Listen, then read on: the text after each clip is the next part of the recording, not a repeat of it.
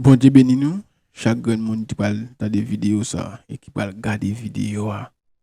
Moi salue dans nos Jésus qui a tout pouvoir. Nous salue nous très fort dans nos précieux sauveur de Jésus-Christ. Donc et moi voulais nous à la bonne avec évangéliste Jolie qui font belle musique et nous pas attendre, nous pas bénir ensemble avec. Nous pas bénir ensemble. Et n'a première musique là, et n'a pas apprécié musique là même j'avais. Et donc nous voulons nous supporter serviteur. On nous supporter jeune talent, on nous supporter jeune talent. Oui. Quel que soit côtoyé, disposez cœur.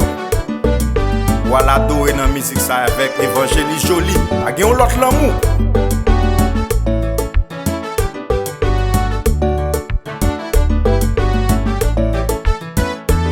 Pas gen l'autre l'amour qui pi grand passer ça. Non nan go sel petit li ba yo touye. Évangéliste Johnny.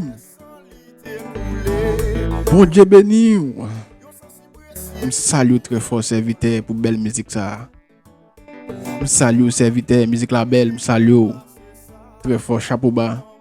Et que bon Dieu mette plus grâce li en dedans et donc pour capable faire plus belle musique qu'elle inspire ou plus belle musique. Yes. Pour capable partager avec nous. Pas gen l'autre l'amour qui pi grand passer ça.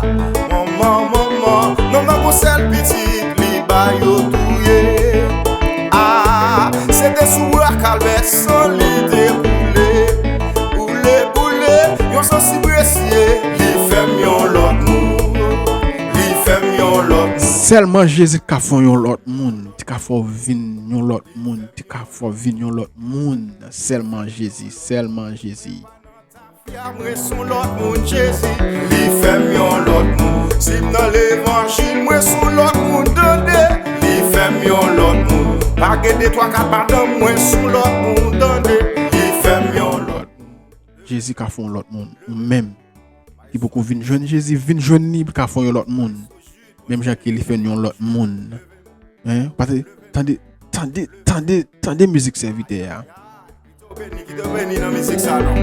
Évangéliste Donald, je béni au pasteur Tom. Serviteur a mérité applaudissement, oui. Levez mon nom. Sous pas dans prison son l'autre monde, levez mon boiteau et continue. Évangéliste Jolie, levez même. La famille Jolie, levez même. L'évangile ou douce, ou pas gen pareil, ou pas gen pareil. L'évangile mettez sous nous, et li fèm senti bon. L'évangile ou bon, ou pas gen pareil, ou pas gen pareil. L'évangile mettez sous nous, et li fèm senti bon. L'évangile ou douce, ou pas gen pareil.